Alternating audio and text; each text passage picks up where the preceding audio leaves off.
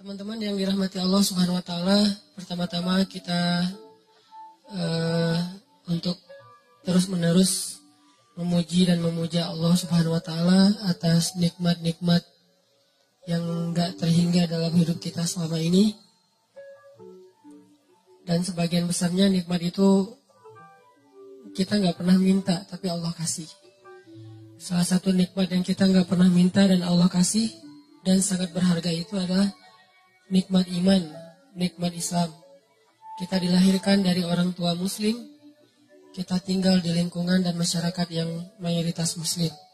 Itu nikmat yang kita nggak pernah minta. Tapi karena Allah sayang sama kita, Allah kasih tetap buat kita. Kalau dibandingkan dengan orang lain yang mencari Islam itu dengan proses yang panjang, proses yang rumit, kayak Salman Al-Farisi yang harus jadi budak dulu untuk menemukan Islam. Harus dijual dulu untuk menemukan Islam, harus dirampok dulu di tengah jalan untuk menemukan Islam. Kayak Suhaib bin Amr harus jatuh bangun dulu, harus miskin dulu untuk bisa mendapatkan Islam. Ada banyak proses yang dilalui orang lain dan sulit. Itu terjadi di zaman sahabat dan terjadi juga di zaman kita sekarang. Ada orang yang harus mengalami second life dulu untuk bisa mendapatkan Islam. Harus ngalamin pengalaman spiritual yang rumit dulu untuk bisa mendapatkan Islam. Harus diputusin 10 kali dulu biar bisa taubat, kan agak-agak berat ya. Nah kita mah belum diputusin udah taubat. Habis taubat baru diputusin. Artinya kita dikasih nikmat itu sama Allah tanpa harus susah-susah. Lahir udah sebagai muslim. Orang tua dua-duanya muslim. Masyarakatnya mayoritas muslim. Kebayang nggak kalau kita lahir sebagai muslim, orang tua muslim tapi di Rohingya? Yang berislamnya susah banget. Makin kelihatan Islamnya, makin kelihatan solehnya, makin besar ancamannya. Dibakar hidup-hidup, digorok di depan keluarga, orang tua, pasangan dan anak perempuannya dinonai di depan dia, dan dia nggak bisa buat apa-apa. Berislam yang sangat luar biasa beratnya di sana. Atau di Suriah, di Palestina, yang Palestina mungkin udah hampir 1 abad. Dan lebih dari 60 tahun mereka dijajah. Atau nenek moyang kita lah, yang berislam dulu di zaman Jepang dan Belanda, susah. Sekarang, kita Allah beri nikmat yang kita nggak minta. Lahir setelah Indonesia merdeka, lahir setelah masa-masa sulit ketika awal-awal Indonesia merdeka, lahir di lingkungan kaum muslimin yang mayoritasnya di Bandung pula. Karena ada beberapa wilayah di Indonesia yang berislam juga masih susah sampai sekarang. Dengan konflik-konflik sosial yang kadang-kadang, konflik horizontal yang kadang-kadang terjadi itu, sampai kita ketakutan gitu. Kok ada di suatu wilayah yang umat Islam itu yang kayak dulu tahun 2001, yang sempat ramai tuh di Ambon, di Poso. Alhamdulillah kita di Bandung. Pernah minta nggak lahir sebagai orang Bandung? Nggak pernah. Tapi Allah kasih nikmat lahir sebagai orang Bandung. Dan saya aja orang Aceh cemburu sama orang Bandung. Alhamdulillah Allah takdirkan saya tinggal di Bandung. Ini nikmat yang besar. Tanpa saya mengeluh sebagai orang Aceh, karena itu juga nikmat yang luar biasa buat saya. Karena bisa dibilang itu sesuatu karunia. Tapi Bandung punya nikmat lain yang mungkin orang Aceh nggak punya. Orang Aceh punya nikmat lain yang jelas kita dilahirkan dalam suasana yang sangat nyaman. Berislamnya tuh nggak repot. Ini layak disyukuri oleh kita setiap hari. Karena kalau kita nggak mensyukuri ini, nanti Allah akan cabut satu aja. Bukan iman, bukan hidayah yang dicabut. Tapi berislamnya yang dicabut. Nikmat berislamnya. Dibikin berislam kita susah. Dibikin berislam kita itu repot. Gampang banget buat Allah. Dimunculkan di antara kita seorang pemimpin yang zalim aja udah repot loh. Mau bikin taklim repot, mau ngaji repot, di sekolah pendidikan Islamnya dihapus segala macam kayak Turki beberapa waktu yang lalu. Itu kan berislamnya repot kan? Di Turki mau azan aja nggak boleh pakai bahasa Arab. Udah gitu, isi dari azan itu ada dihapus beberapa kalimat-kalimat yang sakral dalam Islam. Kayak kalimat hayya al-falah misalnya.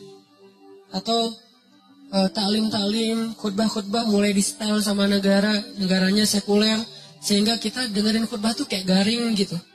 Lama-lama kegaringan yang dipelihara bertahun-tahun buat kita makin nggak ngerti agama. Begitu nggak ngerti agama, gampang frustasi, depresi, tingkat stres tinggi, mulai kasus-kasus bunuh diri meningkat.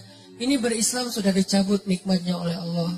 Kalau kita nggak syukurin, nah kita syukurin, alhamdulillah atas nikmat iman, Islam, hidayah, lahir dalam lingkungan mayoritas Muslim yang nyaman di Indonesia. Mudah-mudahan dengan kayak gitu Allah tambahkan nikmat berislam. Gimana Allah tambahkan nikmat berislam? Mengekspresikan keislaman itu disupport sama pemerintah. Karena mengekspresikan keislaman itu insya Allah nggak akan ganggu orang lain kok. Konsep agama Islam itu kan udah ideal banget ya. Nggak mungkin kita taat dengan agama kita terus ngeganggu agama lain. Itu mustahil. Nggak ada dalam kamus Islam kayak gitu. Jadi nggak usah khawatir ketika kita taat dengan syariat Islam, agama Islam. Ketika kita mengekspresikan keislaman kita, nggak usah khawatir. Justru itu jadi sebuah kebaikan. Karena sifat dasar Islam itu rahmatan lil alamin. Makin orang Islam mengerti agamanya, makin dia rahmah kepada orang lain. Nggak mungkin makin ngerti agama makin galak. Nggak mungkin. Dia galaknya bukan ke orang lain, galaknya kepada kemungkaran. Baik, kalau itu memang semuanya harus kita galak. Bukan orang Islam doang, manusia mah harus galak kepada kebatilan, kemungkaran, bahasa kita ya. Kalau bahasa umumnya, kejahatan. Harus galak dong dengan kejahatan. Kalau nggak kejahatan merajalela. Galak dengan kriminal-kriminal yang luar biasa merajalela. Galak dengan orang yang membunuh bayi nggak berdosa, apa kurang, emang nggak boleh galak. Bayi dibuang di kebun gitu, emang nggak boleh galak. Harus galak. Karena kalau nggak galak, kejahatan itu merajalela. Tapi bukan kepada orangnya, etnisnya, agamanya. Kita ngerti banget lah yang kayak gitu-gitu. Diajarkan oleh orang tua kita, ulama-ulama kita.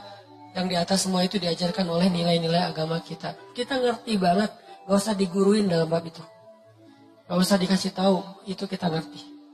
Jadi makin kita berislam, insya Allah, makin kita rahmah kepada orang lain. Ini kalau kita syukurin, Allah akan angkat untuk kita pemimpin yang semakin kita syukuri, semakin baik pemimpinnya. Semakin kita syukuri nikmat berislam, semakin baik pemimpinnya. Kebayang gak sih enaknya kita jadi muslim? Ini cita-cita saya pribadi. Sholat, muazzinnya wakil presiden kan? Hayya 'alas shalah. Lembut azannya. Siapa? Wakil presiden. Istiqlal. Hayya 'alas shalah.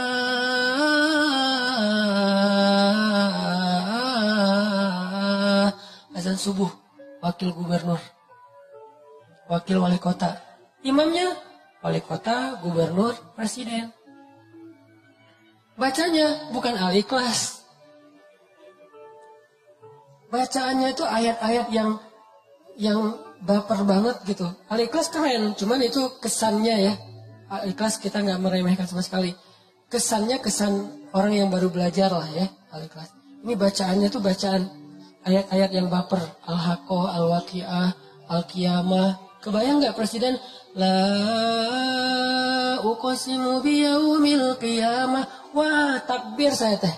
Sujud syukur tuh kalau dapat presiden kayak gitu tuh. Wala uqsimu bin nafsil lawamah. Wah, itu benar-benar nikmat dari langit untuk bangsa Indonesia tuh. Nikmat dari langit tuh untuk warga Jawa Barat. Nikmat dari langit tuh untuk warga Bandung. Kalau imam kita adalah, jangan dipisahin lagi imam masjid dengan imam pemerintahan. Karena dalam Islam gak ada pemisahan tentang itu. Dulu Abu Bakar ya imam juga. Umar ya imam juga. Dengan kapasitasnya. Puncaknya Utsman dan Ali. Karena Utsman ini ulama Al-Quran. Ali ini ulama banyak ilmu dalam Islam. Sampai seorang presiden kayak Utsman tuh. Lagi ngajarin Al-Quran di dalam Masjid Istiqlal. Namanya dulu Nabawi. Di Masjid Istiqlal lagi ngajarin Quran nih. Tiba-tiba datang murid di pintu masjid. Gak sengaja ngelihat cewek lagi lewat. Kesingkap jilbabnya karena angin. Dia pikir karena gak sengaja sekilas cuma rambut doang. Gak istighfar. Ah itu mah sepele gitu, receh. Dosa receh. Masuklah dia ke masjid. Presiden bilang gini. Kenapa ada yang masuk ke dalam majelis kita? Sementara di dalam matanya masih ada bekas dosa. Ini presiden punya telepati yang luar biasa nih. Kenapa masuk ke dalam majelis kita seseorang yang di matanya masih ada bekas dosa? Orang itu nanya, ya Amirul Mukminin, apakah telah turun wahyu kepada Anda sementara tidak ada lagi wahyu setelah Rasulullah? Maksudnya gimana Anda tahu saya baru melihat dosa di luar, padahal nggak ada yang lihat selain saya sendiri. Gitu. Kata Utsman bin Affan, ittaqu farasatal mu'min. Hati-hati dengan farasah, jadi bahasa Indonesia firasat. Hati-hati dengan firasat orang yang beriman. Presiden segitu firasatnya coba. Sampai dosa yang dia nggak lihat tahu, kan berarti keren banget nih presiden. Dan ini adalah wujud dari kesolehan masyarakat. Makanya Allah berilah pemimpin yang soleh untuk mereka. Karena pemimpin itu gambaran dari kita. Kalau bahasa Nabi itu, pemimpin adalah hasil dari gimana masyarakatnya. Kalau pedagang-pedagang pada jujur, Allah kasih pemimpin yang jujur. Jadi jangan selalu hanya nyalahin pemimpin. Jangan-jangan pemimpin kita banyak yang korupsi karena pedagang juga dalam kelas yang lebih kecil nggak jujur dagangannya juga kan. Mau beli buah naga dari pas kita lewat tulisannya 1 kilo 10.000. Pas kita berhenti, Pak yang 10.000 yang itu. Loh, ternyata 10.000 di bawah nggak kelihatan. Yang di display 20.000, tapi tulisnya 10.000. Gimana kita mau dapat pemimpin yang jujur? Bukankah salah satu cara Allah menghukum masyarakat yang curang adalah dengan menghadirkan pemimpin-pemimpin yang curang? Dan Allah tahan air hujan, itu hukuman jadi bukan dari pemimpinnya, balik lagi kepada kita. Syukuri nikmat itu. Itu kemenangan dakwah buat saya ya. Saya nggak tahu masalah politik, tapi dari angle saya sebagai orang sebutnya ustadz nih, harapan besar saya tuh pengen banget sholat suasananya kayak di Masjid Nabawi di zaman para Khulafaur Rasyidin. Itu keren banget. Yang azannya wakil presiden, wakil gubernur, wakil wali kota, yang imamnya adalah orang nomor satunya. Dengan bacaan yang fasih. Dan dia menghayati bacaan itu.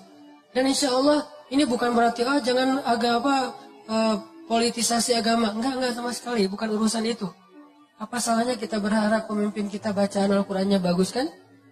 Bukankah itu bagian dari kesolehan kita dalam menerapkan agama Allah? Dan itu bukan hal yang berlebihan. Buat apa bacaan bagus tapi korupsi? Ya insya Allah itu kan bacaan bagus indikasi bahwa dia udah gak korupsi. Kita berharapnya kayak gitu. Itu puncaknya. Saya gak perlu ngomongin bab korupsi, bab empati segala macam. Pastinya mudah-mudahan itu wajah displaynya adalah bacaan bagus. Tapi karakternya pastinya jujur, merakyat, adil, kayak gitu-gitulah. Sekarang kita syukurin dulu nih nikmat berislam kita. Mudah-mudahan Allah terus memberi petunjuk kepada pemimpin-pemimpin kita dan mengangkat untuk kita pemimpin-pemimpin yang seperti harapan-harapan orang yang beriman. Terus kemudian salawat dan salam masih prolog untuk kekasih kita Nabi besar Muhammad SAW. Benar-benar kita coba setiap hari belajar teman-teman, belajar mencintai Nabi. Yang paling layak dicintai dalam hidup kita itu pertama Allah, kedua Nabi, ketiga orang tua, keempat mantan. Nggak masuk lah. Keempat adalah pasangan dan keluarga kita, qurrata ayun. Kalau yang belum punya minimal 3 dulu lah. Allah, Nabi dan orang tua. Itu urutan. Ini bukan acak, urutan. Jadi kayaknya nggak fair kalau kita cinta banget sama orang tua kita, apalagi cinta banget dengan itu. Tapi ke Allah Rasulnya tuh kayak nggak ada greget-gregetnya, biasa-biasa aja. Giliran nama dia disebutin, kita langsung kayak hahaha. Giliran nama Allah disebutin biasa aja, nggak ada rasa wajilat qulubuhum. Nah ini kayak nggak fair menurut saya. Belajar deh. Pelan-pelan dibangun itu, takjub sama Allah, ingat betapa baiknya Allah sama kita. Takjub sama Nabi, ingat betapa baiknya Nabi sama kita. Kalau saya sekarang membiasakan karena saya pengen respect banget sama Nabi semampu saya, kalau sholat sama Nabi itu saya takzim, menghargai. Misalnya Allahumma sholli ala sayyidina, takzim banget. Kenapa? Sosoknya memang layak ditakzimin, gak usah kita. Malaikat aja takzim sama Nabi. Apa takzim teh? Kayak hormat banget ya, respect banget. Malaikat aja respect banget sama Nabi Muhammad. Malaikat tuh sayang banget sama Nabi. Sampai Jibril tuh pas ngedampingin Nabi wafat, Nabi lagi sakaratul maut, Jibril buang muka. Nabi tanya, ya Jibril, kamu benci ngeliat wajah saya? Enggak ya Rasul, saya enggak tega. Kayak seorang ayah yang anaknya lagi mau diinfus, bayinya lagi diinfus, lagi disuntik, kan enggak tega banget kan ngelihatnya ya. Kayak gitulah Jibril kepada Rasulullah SAW. Enggak tega Jibril mau ngelihat Nabi lagi diinfus, maksudnya lagi ditarik nyawanya. Apalagi Aisyah yang mangkuin Nabi, apalagi istri-istri Nabi yang lain yang ngelihat Nabi dalam keadaan susah. Ini keringat beliau, keringat dingin karena sakaratul maut. Nabi dalam keadaan kayak gitu, yang diingat siapa? Kita, ummati. Ya Allah gimana? Karena Nabi pengen make sure ke Allah, kalau nanti di akhirat beliau bisa mensyafaati kita. Itu deal-dealannya Nabi terakhir. Maaf, saya nggak mau promosi. Ya, saya juga nggak nonton soalnya. Cari di YouTube.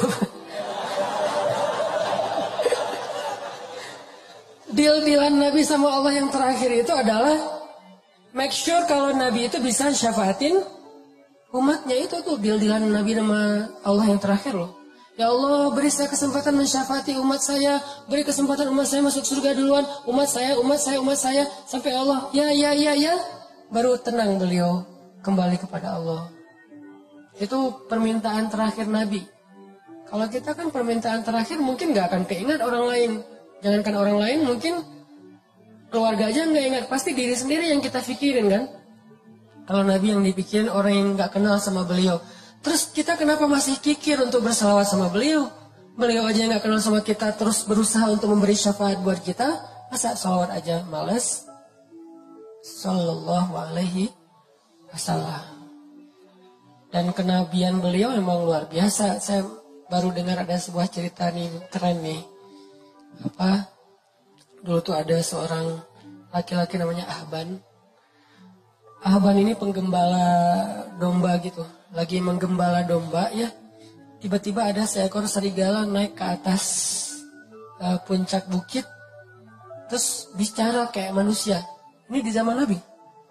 Seekor serigala naik ke atas bukit, ngelihat domba yang banyak digembalain sama Ahban. Dia bilang, ya Ahban, kenapa kamu menghalangi dan menghalangi saya dari rezeki yang Allah tentukan untuk saya? Kata serigala, mana rezekinya? Domba. Kan dikawal terus sama Ahban nih, sehingga serigala nggak bisa mendekat. Sehingga serigala ngeluh gitu, curhat gitu teh. Wahai Ahban, Ahban gitu. Kenapa kamu menghalang-halangi rezeki Allah untuk saya? Berupa domba-domba. Ahban lihat kanan kiri, mana orang yang ngomong? Kata serigala, saya, kata serigala teh. Oh kamu, ajaban. Mengagumkan sekali serigala bisa bicara seperti manusia. Kata Ahban, kata serigala, ada yang lebih mengagumkan daripada ini. Apa? Ada seorang laki-laki di Madinah, dan dia adalah utusan Allah. Dialah yang paling mengagumkan. Lebih gempar daripada serigala bisa ngomong. Beneran. Ini Ahban ini orang Madinah. Dia gak tahu tentang kenabian Rasulullah. Pulanglah dia ke kampungnya. Nanya tentang Muhammad, tentang kenabian. Datanglah kepada Rasulullah. Begitu Ahban bertemu dengan Rasulullah. Rasulullah tersenyum dan mengatakan, apa yang dikatakan serigala itu kepadamu, wahai Ahban? Dia makin kaget. Ya Muhammad, bagaimana kamu tahu tentang apa yang saya bicarakan dengan serigala? Allah subhanahu wa ta'ala yang maha tahu segala sesuatu. Akhirnya asyhadu an la ilaha illallah wa annaka rasulullah. Banyak banget bukti-bukti kebesaran itu. Jadi nggak usah ragu lagi bahwa Muhammad sallallahu alaihi wasallam adalah utusan Allah, orang terpilih yang Allah aja udah maafin kesalahan beliau tapi nggak menyebutkan kesalahannya. Tapi Allah maafin, tapi nggak disebutin kesalahannya. Saking mulianya Rasulullah sallallahu alaihi wasallam. Jadi teman-teman yang dirahmati Allah, mudah-mudahan walaupun ini disebut prolog, tapi ini juga bagian dari konten penting buat kita sadari. Syukuri nikmat berislam kita. Nikmat hidayah, taubat, hijrah kita. Nanti Allah akan tambahkan. Suasana keislaman itu adalah nikmat yang paling besar yang Allah berikan kepada hambanya. Ketika suatu negeri bisa berislam dengan nyaman, berarti negeri itu dapat nikmat yang paling besar yang pernah diberikan kepada manusia.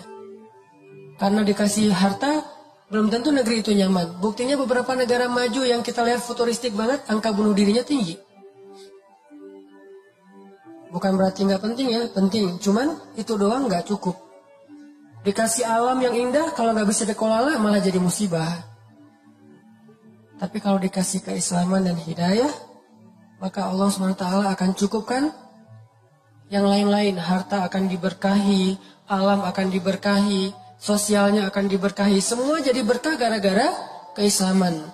Tapi kalau Islam dicabut, keberkahan itu juga akan hilang. Walaupun kita punya materi-materi itu. Sama kayak keluarga.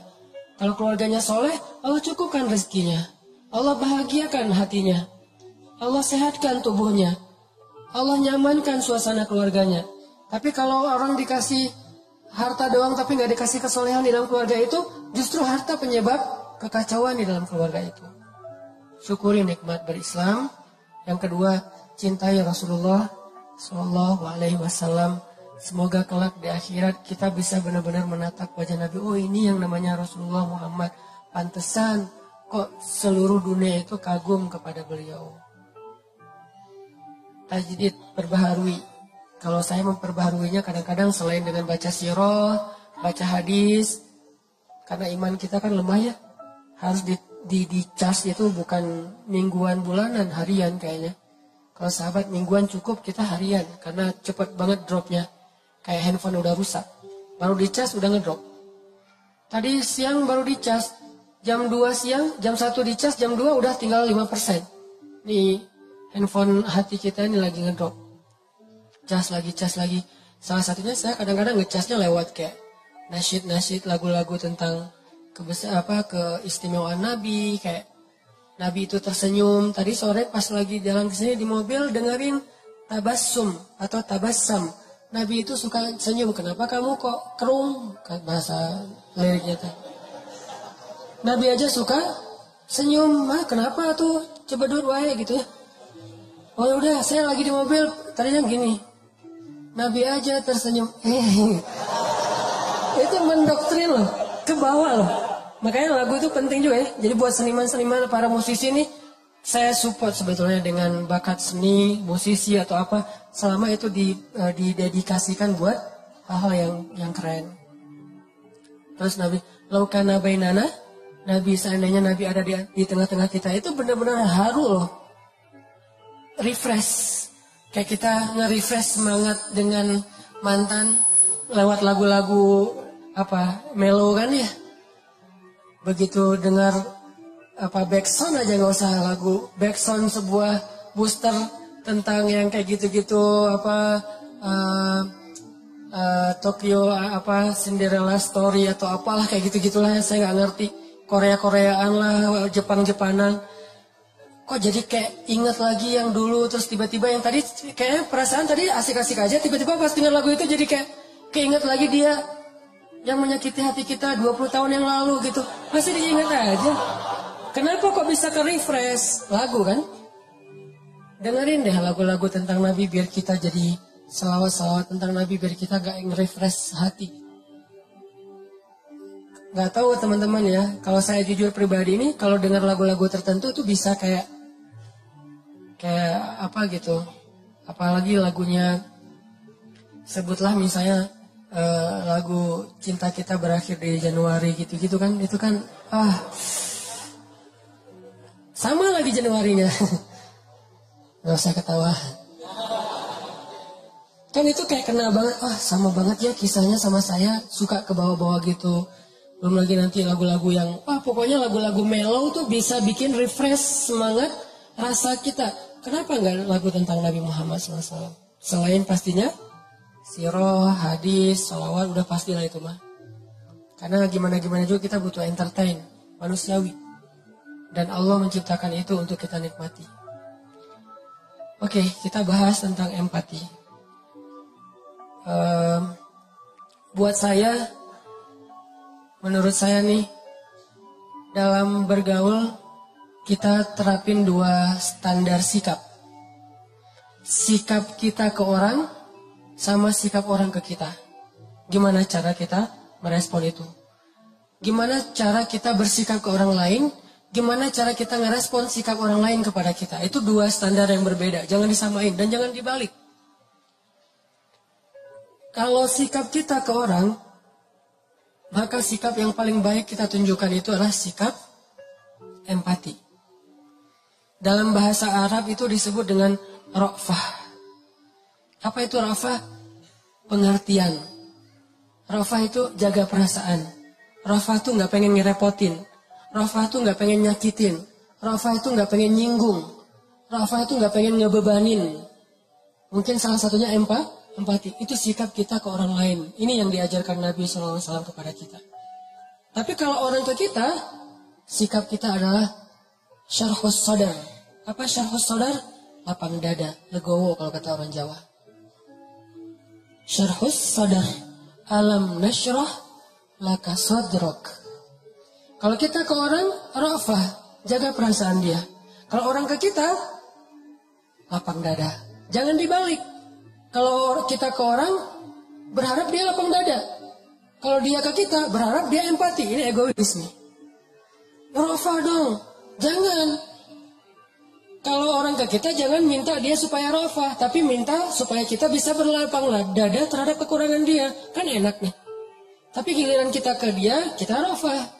Tapi kalau dibalik, giliran orang ke kita, harusnya dia ra'fah sama saya Ustadz. Tapi dia tuh gak pengertian banget. Ini kebalik. Terus giliran kita ke orang lain, ya dia harusnya kan berlapang dada. Kan saya manusia biasa. Dibalik lagi. Sikap ini yang selama ini ketukar. Jadilah banyak chaos.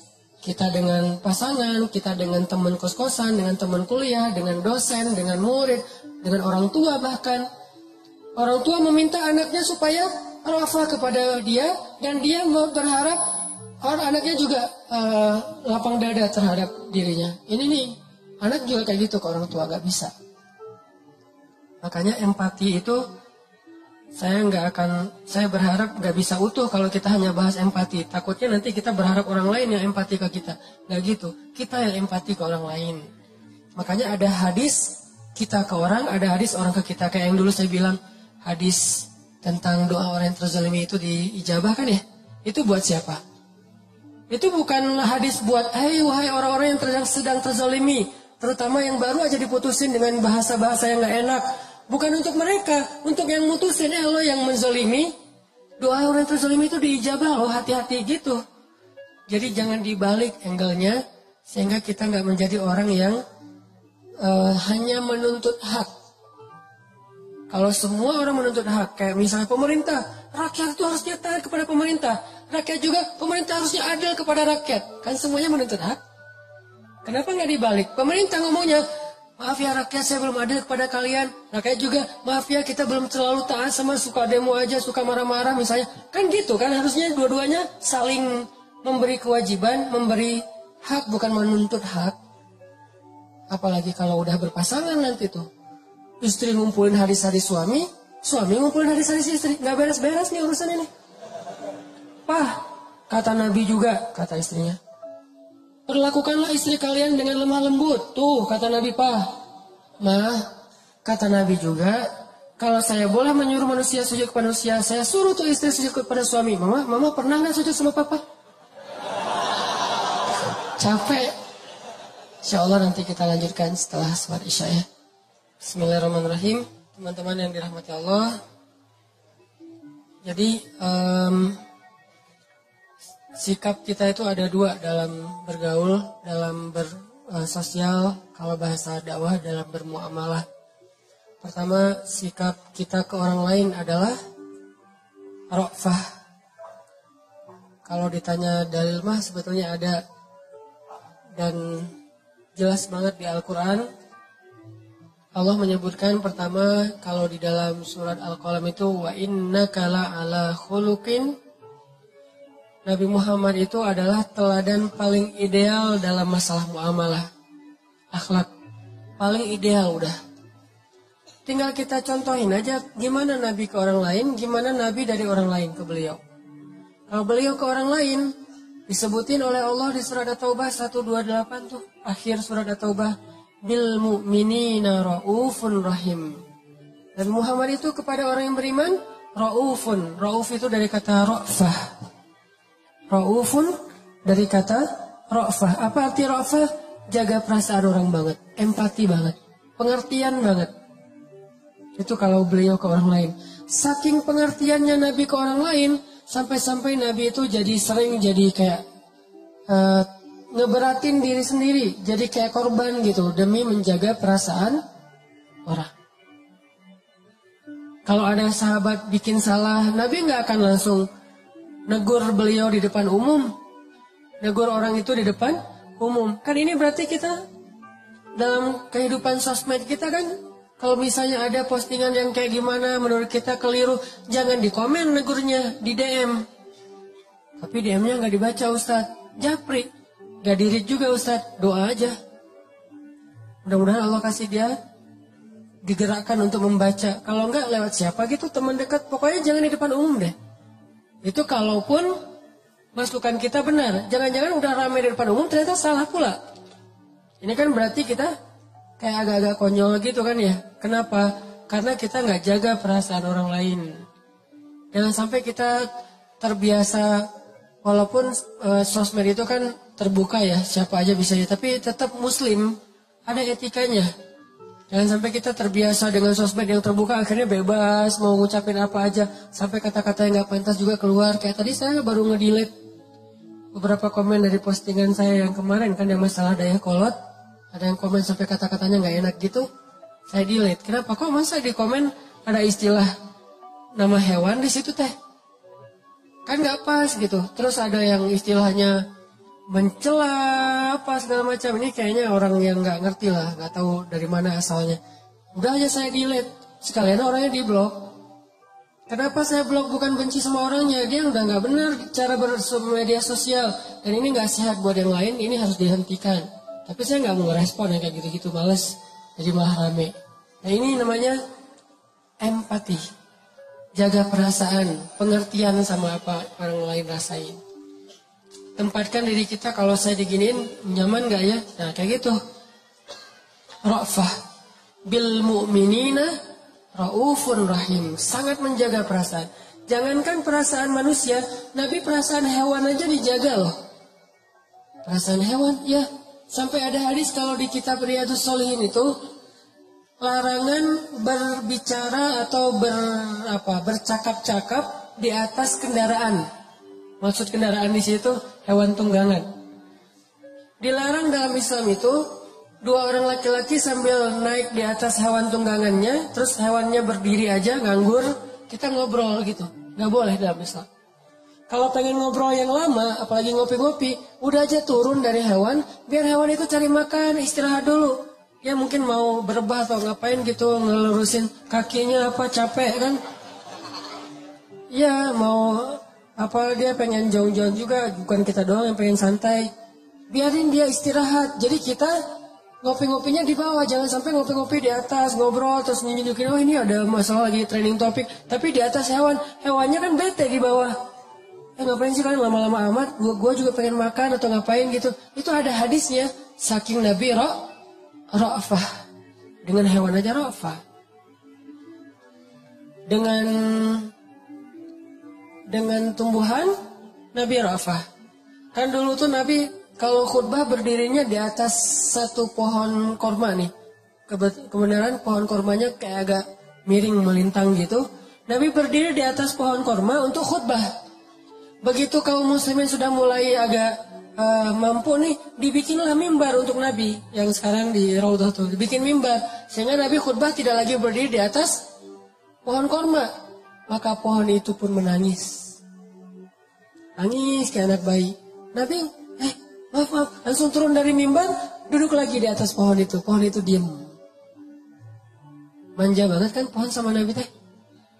Kira-kira istrinya gimana? Pohon aja gitu. Masya Allah ya, sosok Nabi ya. Pohon aja pengen manja sama beliau, gimana istrinya? Kita, pohon aja malas didudukin sama kita. Malas banget. Kucing aja lari dari kita. Kalau Nabi kucing datang.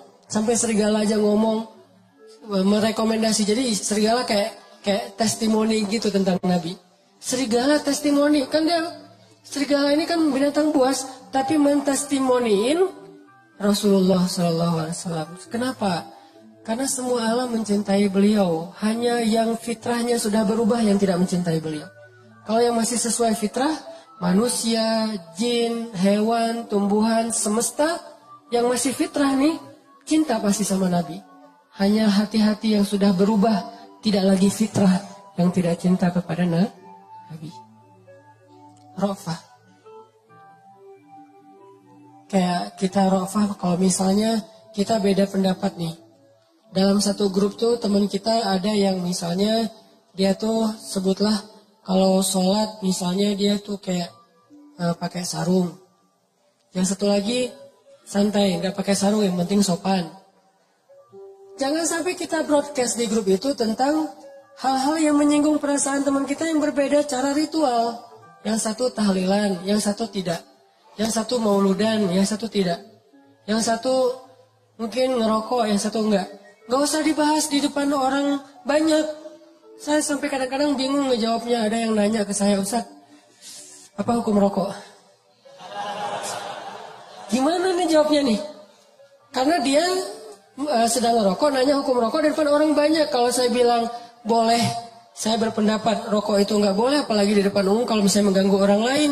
Tapi kalau saya nggak jawab, kalau saya nggak jawab, itu jadi kayak dia nanya, dibikin harai gitu, dibikin ketawa aja, dibikin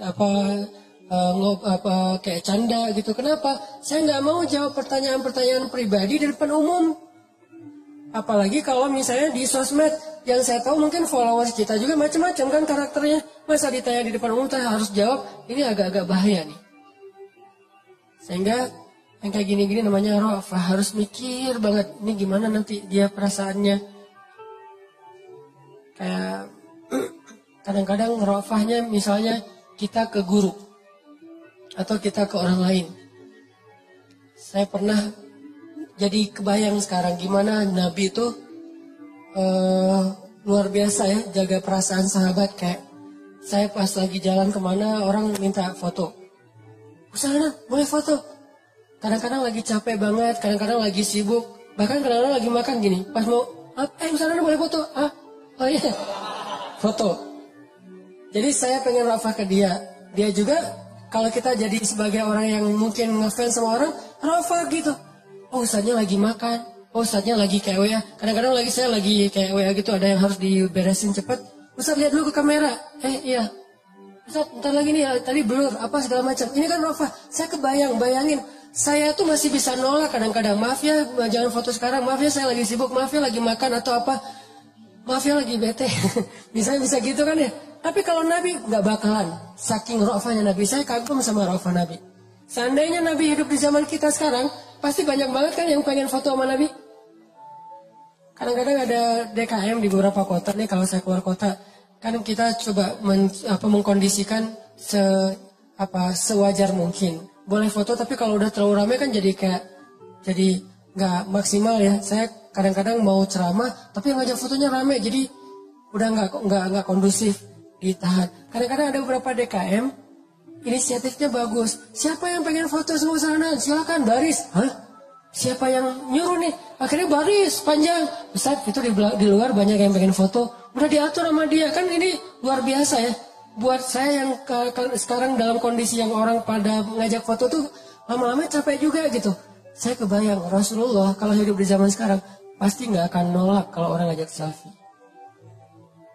Nabi boleh selfie? Boleh. Nabi boleh selfie? Boleh. Nah pasti boleh. Nggak mungkin Nabi jawab nggak boleh. Terus gimana dong kalau Nabi udah berat? Allah yang akan jadi manajernya Nabi itu. Nggak boleh. Kenapa? Ada ayatnya. Banyak dulu di zaman Nabi orang datang pengen curhat sama Nabi itu. Surat curhat, Al-Mujadalah. Nabi saya pengen curhat, Nabi terus ngantri itu pengen curhat sama Nabi. Sama kayak ngantri pengen curhat ke Ustaz gitu. Banyak banget. Dan Nabi kan juga butuh waktu sendiri untuk istirahat, untuk keluarga gitu kan. Cuma Nabi tipe orangnya nggak bisa nolak. Nabi boleh curhat, boleh. Nabi boleh curhat, boleh. Nabi boleh curhat. Terus aja lewat japrian, lewat telepon, ketemu langsung. Semuanya pengen curhat sama Nabi. Akhirnya karena Nabi orangnya nggak bisa nolak, Allah turunkan ayat, kalau kalian pengen curhat sama Nabi, sedekah dulu. Sampai di kayak bahasa kita mungkin lebih ke dikomersilkan. Bukan Nabi pengen, bukan. Cara Allah menghentikan orang-orang yang curhatnya nggak penting. Curhatnya, Nabi saya pengen punya alhamdulillah istri saya baru hamil, boleh minta nama. Mungkin penting buat dia, tapi kan kalau jadi terlalu banyak kan lumayan juga buat energi Nabi kan ya. Padahal agenda dakwah Nabi banyak nih.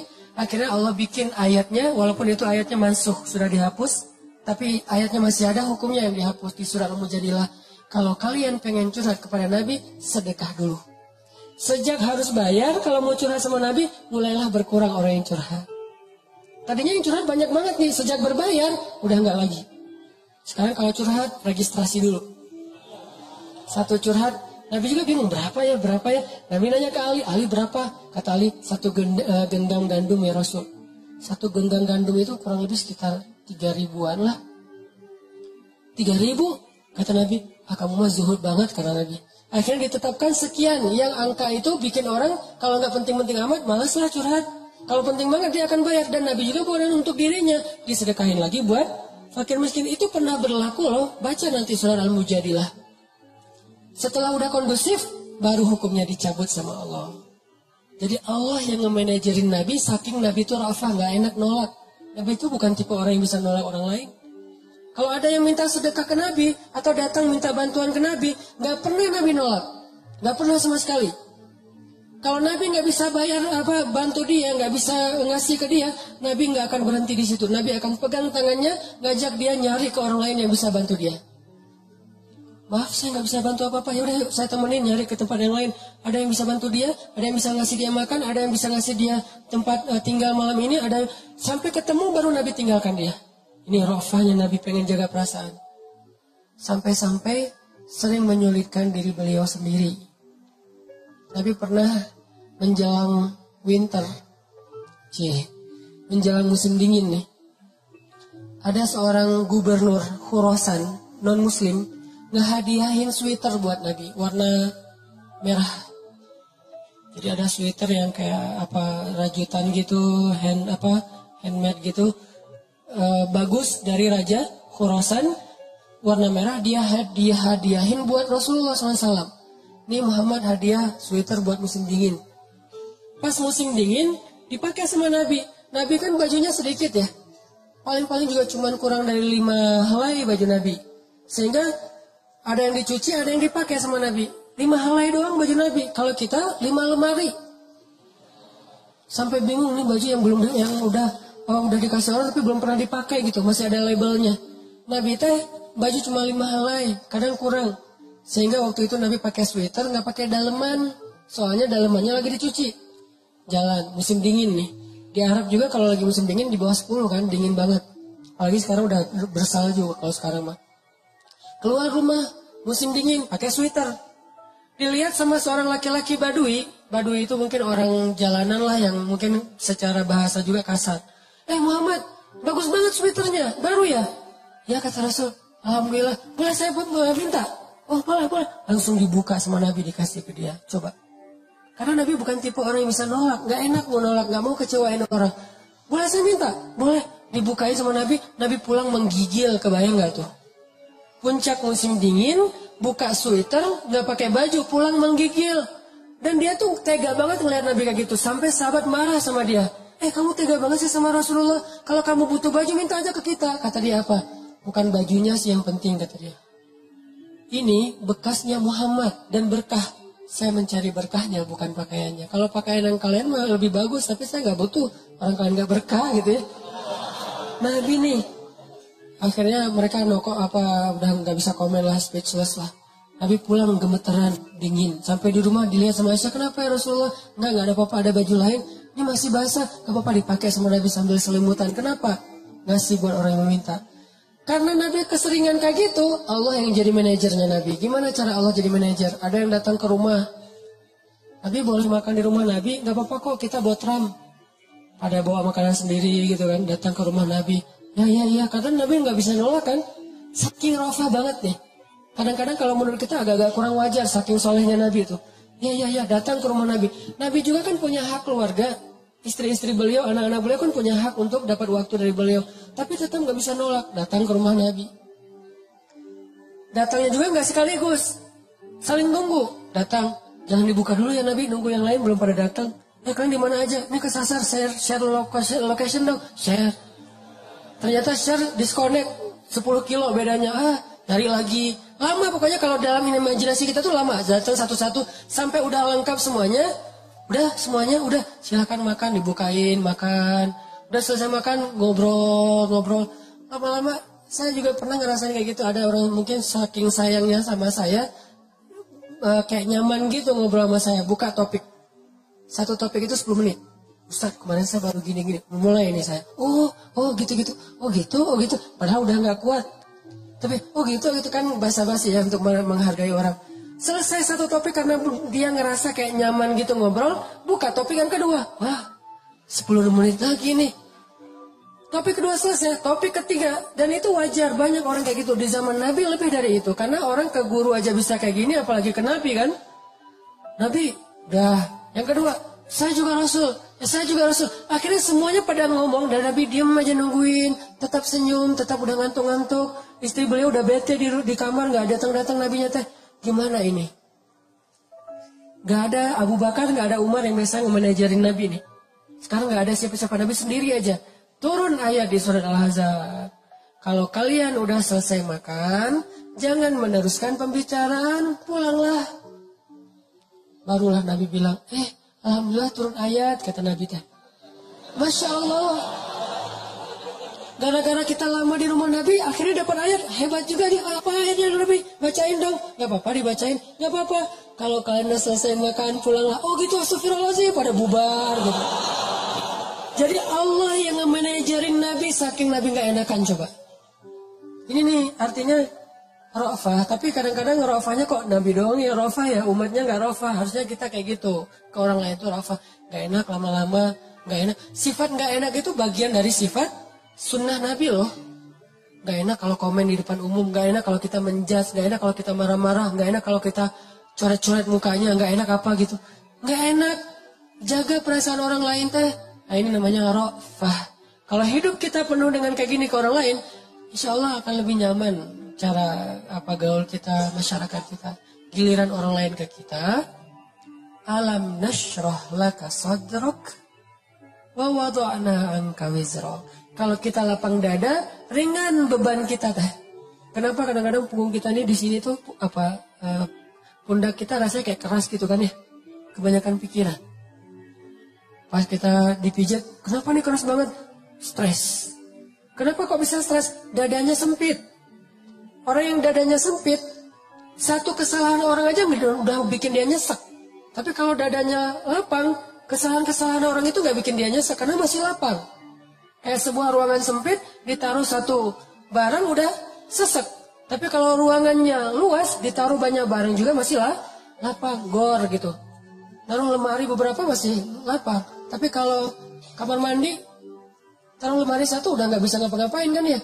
Jadilah syarhus sadar, berlapang dada dengan kesalahan orang lain kepada kita. Sehingga kita gak gampang nyesek. Kita gak gampang stres, kita gak gampang nyimpen, gak gampang sakit punggung kita. Kayak gitu Allah bilang, alam nasyrah laka sadrak. Kalau udah lapang dada, wa wada'na anka wizrak, kami turunkan beban-beban kamu. Alladzi anqadha dhahrak, yang memberatkan punggungmu. Caranya gimana? Fa inna ma'al usri yusra. Inna ma'al usri yusra. Fa idza faraghta fansab wa ila rabbika farghab. Itu kan ajaran supaya syarhus sadar. Pasti ada kebaikan di sini, pasti ada kebaikan di sini. Minta aja sama Allah, minta tolong kepada Allah, maafkanlah dia.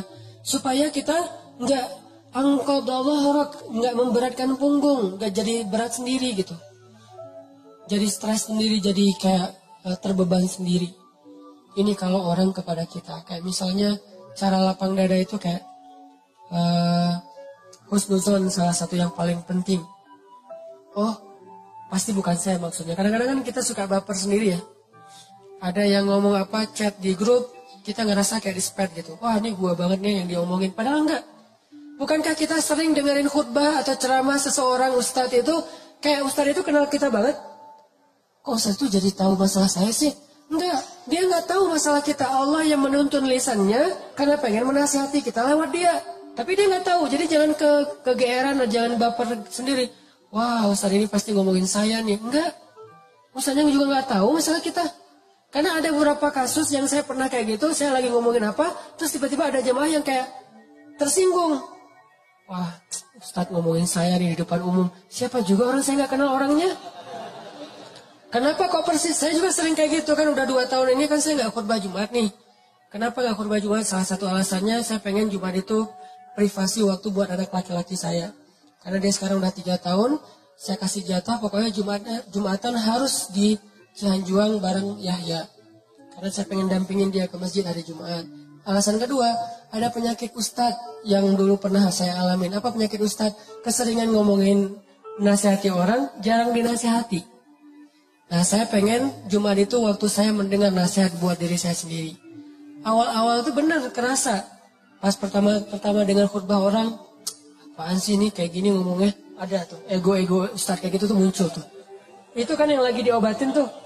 Wah, nggak gini, saya tahu dalilnya lebih dari ini. Mulai muncul gitu-gitu tuh. Awal-awal kayak gitu, tapi astagfirullahaladzim, sombong banget sih gue. Udah, terus kalau ada yang ngomongnya kadang-kadang kayak nggak mungkin belum terbiasa ngomong depan umum, kayak agak-agak nervous mungkin atau agak-agak kaku gitu. Muncul rasa sombong, tapi lama-lama di recovery, diperbaiki apa? Kalau saya menghargai dia walaupun nggak bagus, nanti orang akan menghargai saya ketika saya nggak bagus performnya. Jadi pas saya duduk gitu, dia ngomongnya kayak ngebosenin banget, boring banget tuh ceramahnya, tapi saya tetap padahal boring banget ceramahnya, tapi saya kayak menghargai. Apa yang saya maksud di situ? Saya pengen juga orang kayak gitu ke saya kalau saya ceramah. Mungkin teman-teman ada yang kayak gitu sekarang. Apaan sih Ustaz, tapi masih aja gini. Padahal boring banget ceramahnya. Kenapa? Mungkin karena saya juga menghargai ceramah orang yang mungkin belum terlalu terbiasa ceramah. Ini yang saya pelajari ketika nggak khutbah lagi. Ditambah lagi sering banget saya kayak ngerasa si khotib ini kayak ngerti banget apa yang saya sedang alamin. Kayak barang lagi baper sama teman, lagi baper sama istri, langsung ceramahnya tentang suami kepada istri. Oh, kok tahu banget sih masalah saya? Kan sering kayak gitu kan? Itu bukan karena dia tahu loh. Allah yang maha tahu. Allah lagi menuntun kaki kita melangkah ke masjid yang khutbahnya tema itu. Dan Allah menuntun lisan ustadz untuk ceramah pas waktu kita datang tentang tema itu. Allah yang lagi nasihatin kita lewat lisan seorang ustadz. Jadi jangan baper. Gitu juga ke teman. Bukan dia tahu masalah kita, pengen nyindir kita, pengen nyepet kita. Enggak sama sekali. Jadi legowo. Syarhus sadar. Salah satu caranya husnuzon. Ibu ada yang cewek-cewek juga. Kalau lagi ngobrol sama teman-temannya, tiba-tiba ada yang celutukan ngomong apa. Jangan langsung diam. Wah, ngomongin saya nih. Pasti saya maksudnya. Belum tentu. Husnuzon aja. Mungkin dia emang gak tahu masalah kita. Teman-teman yang lain tahu kecuali dia yang ngomong nih. Berarti jangan-jangan kita udah baper habis-habisan, udah habis air mata kita nangis sepanjang malam, ternyata nggak ada masalah. Kan konyol banget kan ya? Kita udah curhat kemana-mana, udah marah ke siapa-siapa, terus udah nangis sepanjang malam, udah bengkak matanya. Besok pas tabayun, maaf ya saya nggak tahu kalau ada masalah itu. Oh jadi kamu nggak tahu? Nggak tahu, rugi dong air mata saya udah 1 ember. Ini sering terjadi. Kenapa? Karena kita nggak syarhus sadar. Gak husnuzon dulu sama orang lain. Kalau misalnya menurut kita dia tahu banget masalah saya masih diomongin. Oh mungkin dia silap. Mungkin dia lupa. Mungkin dia terlanjur ucap. Atau enggak dia pasti konsep tuh. Soalnya captionnya tuh panjang banget. Pasti dia nulis. Kalau gitu mudah-mudahan dia udah sadar sekarang. Belum sempat aja minta maaf ke kita. Yang jelas dia udah sadar. Udah minta ampun ke Allah. Husnuzon. Bukankah Allah mengatakan ijtanibu katsiran minaz zon? Satu-satunya yang layak kita seuzonin itu cuma setan. Bukan orang. Minimal kita bilang bukan dia nggak maksud kayak gitu. Setan yang menuntun lisan dia. Setan yang bikin dia mengatakan itu dan dia udah sadar sekarang. Setan aja yang disalah-salahin, nggak apa-apa. Apa salah saya kata setan? Ya emang salah. Apa salah saya? Ya kamu jadi setan gitu. Kan seuzon yang diperbolehkan buat setan doang kan. Kayak Nabi Yusha ketika lupa masalah ikan dengan Nabi Musa pas nyari Khidir. Apa kata Nabi Yusha? Wa ma ansanihu illa syaitanu an adhkurah. Maaf ya Nabi Musa, tidak ada yang buat saya lupa kecuali syaitan. Jadi yang dikambing hitamkan oleh Nabi Yusha adalah setan. Lagian kalau kita ada masalah, pasti kita ngomongnya apa? Auzubillahi minasyaitonirrajim. Setan bilang, enggak, saya nggak godain kamu, kamu aja sendiri kegeeran. Kan bisanya gitu kan ya. Tapi tetap itu udah fitrah. Nah, dia setan. Tapi kalau jin enggak. Kita nggak boleh seuzon sama jin. Ada penampakan apa nih kayaknya mau ganggu saya sholat tahajud nih, enggak, dia cuma lewat doang gitu. Tapi kalau setan benar nggak khusyuk pasti setan, nggak bisa move on pasti setan, wujudnya manusia. Kan setan itu minal jinnati wan nas ya, dari jin dan manusia tuh. Enggak. Bercanda, astagfirullahaladzim. Nah, nanti saya di report, di ban lagi akun saya. Sama mantan-mantan. Banyak gini. Oke. Dari orang ke kita, syarhus sadar. Cara syarhus sadar, lapang dada gimana? Husnuzon. Dan ini nggak bisa sekaligus, teman-teman. Saya juga masih belajar husnuzon. Oh mungkin. Iltamis li akhika alfa uzrin. Cari 1000 alasan buat saudara kamu. Kalau nggak bisa gitu minimal cuek. Arti cuek nggak usah dipikirin. Nggak usah dibahas. Kadang-kadang ngebahas satu masalah sebetulnya cara lain buat setan untuk bikin kita nggak pernah bisa selesai dengan masalah itu. Terus saja dibikin berlarut-larut. Kayak ada teman kita habis ada masalah sama temannya yang lain. Nggak usah dibahas sama kita. Kemarin gimana masalahnya, udah beres? Jangan ditanya, udah aja lupain. Begitu kita tanya dia akan bilang lagi, dia tuh nggak kemarin dia masih ngomongin saya. Oh gitu, terus kita pancing-pancing lah gitu. Harapannya apa? Niat kita pengen empati. Padahal itu bukan empati. Pengennya kita berpihak sama dia. Itu nggak berpihak. Tahu nggak apa arti namimah atau mengadu domba? Kata Nabi, la yadkhulul jannah an-nammam. Nggak akan masuk surga orang yang suka mengadu domba. Nggak akan masuk surga. Nah, adu domba itu ada 2, teman-teman. Ada adu domba orang yang memang jahat. Ada adu dombanya orang soleh. Orang soleh juga bisa mengadu domba. Gimana caranya? Kalau orang yang gak soleh mengadu domba, dia sengaja membuat fitnah di antara 2 orang, sehingga mereka jadi baperan, jadi putus silaturahim. Ini gak soleh. Insya Allah kita gak akan kayak gitu. Saya yakin gak ada niat kita ngadu domba orang. Tapi kita mungkin banget terjebak di adu domba yang kedua. Adu dombanya orang soleh nih. Gimana ngadu dombanya? Saya kasih contoh. Si A ngomongin si B di depan kita. Tapi nggak sampai kan ke si B. Kita yang dengar, si B nggak dengar. Misalnya kayak dia lagi ngejapri kita, yo dia gini. Kita kan yang tahu. Terus kita capture, kita forward ke si B. Ini aku bukan mau manas-manasin ya. Tapi ini cara jawabnya gimana nih, dia ngomong kayak gini tentang kamu. Kita capture, sakit hatilah si B. Oh ternyata dia ngomongin saya di belakang. Itu perumpamaannya kata para ulama. Si A manah si B, tapi nggak kena, anak panahnya jatuh di lantai. Kita ambil, kita tusuk ke dadanya sambil kita katakan ini bukan dari saya, dari dia loh ya. Kayak gitu analoginya. Itu namimahnya orang soleh. Adu dombanya orang soleh. Jadi kita nggak niat memfitnah. Kita niat pengen menyampaikan kebenaran, kita lagi empati, pengen tabayun. Gak usah tabayun kepada korban, tabayunnya kepada pelaku. Apa bukti kamu ngomong kayak gitu? Gitu, nanya ke pelaku, jangan, bener gak yang dia omongin? Jangan, salah nih. Konsep tabayun itu bukan kepada korban yang dibicarain, kepada yang ngebicarain. Jadi kayak ada teman kita yang ngomong hal-hal yang gak benar, tanyanya balik ke dia, apa bukti kamu ngomong kayak gitu? Kalau benar, gak usah disampaikan. Kita kebalik, dia ngomongin kamu kayak gini, bener nggak? Nah, ini konsep tabayun yang akhirnya bukan tabayun jadinya, namimah. Udah jatuh tuh anak panah di lantai, kita ambil, kita tusuk. Ini bukan dari saya ya, dari dia. Dia terus ketusuk, makasih ya kamu udah nyampain anak panah ini ke saya. Dia emang nggak bener nih orangnya. Padahal yang nusuk bukan dia loh, orang ini nih. Kan kita kadang-kadang kayak jadi akrab gitu dengan orang yang sering ngebukain sebuah masalah ke kita kan, walaupun bikin kita bete, kita anggap dia kayak setia banget, berpihak banget sama kita, empati banget. Enggak, ini salah. Enggak kayak gini caranya. Harusnya kita bilang, kalau kamu tahu itu enggak nyaman buat saya, jangan disampaikan. Gitu harusnya. Tapi dia ngomongin kamu, biarin aja dia ngomongin. Yang penting kan saya nggak dengar, sehingga saya nggak sakit hati ke dia. Mudah-mudahan Allah maafin dia, kan selesai. Justru gara-gara kamu sampaikan ke saya jadi sakit hati ke dia. Allah nggak maafin dia, Allah nggak maafin saya nih. Putus silaturahim kita berdua. Kamu nih pelakunya nih. Kok jadi saya sih? Ya kamu. Oh, rame perang segitiga. Kan ini yang terjadi kan selama ini. Ini lebih realistis menurut saya daripada namimah yang emang niatnya jelek buat saya sih. Saya husnuzon sama kita semuanya. Gak ada lah niat kita jelek pengen memfitnah orang, gak. Tapi seringnya kita terjebak tanpa kita sadari. Justru karena kejujuran kita, karena keakraban kita dengan teman kita, jadi kita ngebuka hal-hal yang dia nggak perlu dengar. Itu sering banget kayak gitu. Saya juga kadang kayak gitu. Misalnya ada yang bicara apa tentang istri saya nggak suka tuh. Dia bicarain istri saya gini, misalnya depan temannya ngasih tahu ke saya. Terus saya kan jadi sakit hati sama orang itu ya.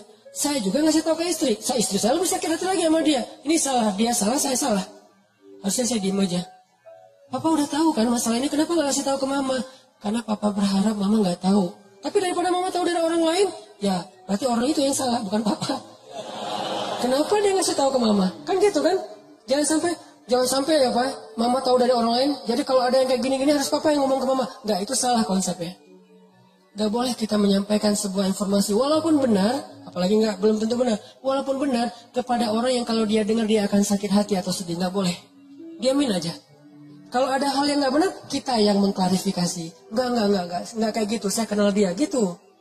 Jangan biarkan dia tahu masalah ini. Kalau terlanjur tahu, berarti ada orang yang nggak tahu konsep namimah level 2. Namimah level 1 emang nggak ada niat baik. Namimah level 2 justru karena niat baik. Kan saya pernah bilang, ternyata banyak hadis palsu itu mulai munculnya lewat siapa? Viralnya itu gara-gara ulama-ulama yang soleh. Jadi banyak riwayat hadis palsu itu diantara para ulama yang soleh loh. Bukan sengaja pengen memalsukan hadis. Kenapa? Karena ulama soleh ini terlalu husnuzon. Misalnya nih, ada yang datang ngomong ke saya, Ustaz, saya pernah mendengar hadis gini. Saya sebagai Ustaz, oh gitu? Ya, saya nggak pernah curiga kalau dia itu nggak jujur, atau kalau dia itu dengarnya nggak utuh, sehingga saya meriwayatkan lagi. Orang dengarnya dari saya juga nggak curiga kalau saya akan main-main dengan hadis kan, sehingga tersebarlah hadis palsu. Bukan karena ada orang yang jahat, ada memang sebagian hadis palsu gara-gara pedagang. Biasanya hadis palsu itu pedagang, penguasa dan ulama. Ini 3 penyebab hadis palsu. Pedagang pengen melaris barang dagangan. Siapa yang memakai jubah atau sorban 7 meter di hari Jumat, maka dia akan mendapatkan dijauhkan dari api neraka 7 kali langit dan bumi. Untuk jualan sorban 7 meter. Siapa yang makan buah ini, maka dibebaskan dari sihir. Dia jualan buah itu. Ini bisa muncul hadis palsu dari penguasa. Siapa yang mengangkat seorang penguasa yang kayak gini, maka Allah melaknat dia. Gara-gara apa? Saingan politik. Ulama menyebarkan hadis palsu, kenapa? Karena nggak pernah berpikir orang akan bermain-main dengan hadis Nabi. Sehingga dia percaya aja kepada orang itu. Baru nanti di masa berikutnya, ulama ketika ngelihat banyak banget hadis palsu, mereka perbaiki. Ini riwayat dari siapa, ini dari siapa. Bisa jadi periwayat hadis palsu itu adalah orang soleh, ulama besar. Kenapa bisa ngeriwayatin? Husnuzon. Gak mungkinlah dia bohong atas nama Nabi. Langsung diriwayatkan balik kepada orang lain. Orang yang mendengar, gak mungkinlah Ustadz bohong atas nama Nabi. Terus saja hadis palsunya nyebar. Itu teman-teman. Jadi namimah, mengadu domba juga bisa kayak gitu. Gara-gara kita terlalu akrab dengan teman kita. Kemarin ada yang ngomongin kayak gini, benar nggak? Siapa? Si Fulan. Tapi ini aku karena ke kamu dekat ya teman, jadi aku sampaikan nih. Terus yang teman yang dengarnya, makasih ya udah disampaikan. Kenapa makasih? Harusnya kita bilang, lain kali jangan disampaikan ya yang kayak gitu-gitu ke saya. Harusnya kayak gitu. Kenapa kita malah makasih? Makasih ya udah nyakitin hati saya kan gitu kan ya? Bahasa lainnya mah. Makasih ya udah bikin malam saya nggak tenang. Makasih ya udah bikin saya bete. Buat apa? Jangan disampaikan. Makanya ketika Nabi mau ketemu seorang sahabat mencegat di tengah jalan. Ya Rasulullah, Rasul udah kenal dengan orang itu? Belum. Orang itu ya Rasul, stop kata Nabi. Kamu ingin menyebutkan aib-aib dia tentang saya? Ya Rasul, biar Rasulullah tahu siapa orangnya. Jangan, saya nggak mau ketemu seseorang yang membuat saya bete duluan tentang dia. Biar saya ketemu dengan dia dan saya nggak tahu apa-apa tentang dia. Jadi Nabi bisa nyaman. Ini cara Nabi menghargai orang lain. Jadi teman-teman, kalau kita ke orang jaga perasaannya, kalau orang ke kita berlapang dada. Husnuzon, maafin, lupain, gak usah dibahas, gak usah diperpanjang. Ya apalagi kita kayak ada kasus misalnya, ada dua orang yang lagi punya masalah rumah tangga. Kita kayak sebagai temennya atau fansnya atau followersnya, kita kayak pengen nunjukin sikap membela gitu. Salah satunya kita bela, akhirnya kita bikin akun khusus untuk pembela si A. Yang B juga pembela si B. Akhirnya kita rame gitu. Sebetulnya kita lagi mengadu domba dua orang suami istri ini loh. Harusnya kita kalau nggak bisa mendamaikan, diam. Biar mereka menyelesaikan masalah mereka atau selesai dengan sendirinya karena tidak ada yang merespon. Makin direspon makin rame nih. Itu kan terjadi. Jangan-jangan nauzubillah nih teman-teman. Ada peran kita di dalam perceraian dua orang yang mungkin terjadi. Atau 3 orang atau 4 orang atau sekian banyak orang. Cerai gara-gara kita nih. Kenapa gara-gara saya Ustaz? Gara-gara kita ngebelain dia. Makin dia mantap untuk menceraikan pasangannya. Benar juga ya kata kamu. Berarti saya harus menceraikan istri saya. Enggak, saya nggak nyuruh cerai ya. Tapi dia emang kayak gitu orangnya. Dan sering kayak gitu. Ke teman kita juga kayak gitu. Ke kantor, di kuliah, di persahabatan. Ini namimah teman-teman. La yadkhulul jannah an-namam. Gak masuk surga orang yang menyebarkan permusuhan atau mengadu domba. Terakhir, mudah-mudahan kita benar-benar bisa menjalankan 2 konsep ini. Satu surat At-Taubah, Ra'fah. Satu lagi surat Al-Insyirah, Syarhus Sadar dalam bergaul kita. Sehingga insya Allah kita nggak punya banyak masalah di antara teman-teman kita. Udahlah, jangan sampai kita larut terus membahas masalah pribadi. Ada banyak masalah umat yang harus kita bahas.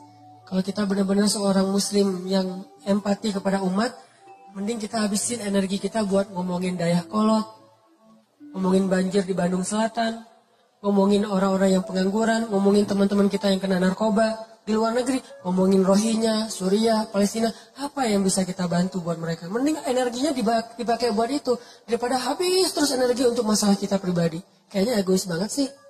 Di sana banyak yang butuh pertolongan kita malah sibuk dengan urusan pribadi. Itu buat saya tuh nggak keren. Kita terlalu egois membahas masalah pribadi. Boleh, tapi porsinya jangan kegedean. 30% aja, 70%-nya untuk umat.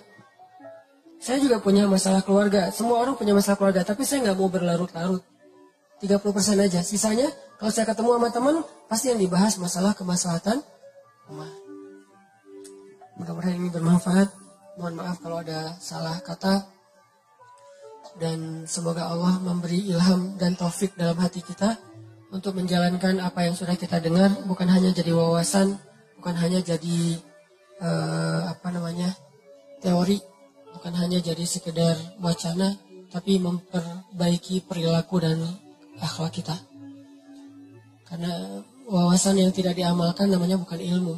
Ilmu itu wawasan yang sudah diamalkan. Tapi mengamalkannya juga nggak bisa sekaligus teman-teman. Kenapa kita ngaji setiap Rabu, setiap Minggu? Karena kita pengen terus berusaha memperbaiki diri. Termasuk saya sendiri nih. Saya ngomongin teman-teman tuh sama kayak menceramahi diri sendiri loh. Kadang-kadang di rumah juga istri, ingat materi ceramah kemarin. Oh iya. Gitu kan suka gitu ya. Kadang menceramahi orang justru balik lagi ke kita. Jadi semua kita belajar, termasuk saya. Memperbaiki diri terus. Ayo kita sebagai muslim ciptakan suasana sosmed yang lebih bijak, sosmed yang lebih elegan, sosmed yang lebih kreatif, produktif, bukan sosmed tempat kita mengumpat, mencela, haters, bukan. Kita muslim, tunjukkan bahwa Islam itu emang keren, elegan banget.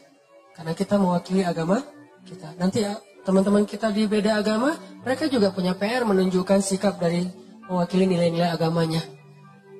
Kita juga punya PR itu.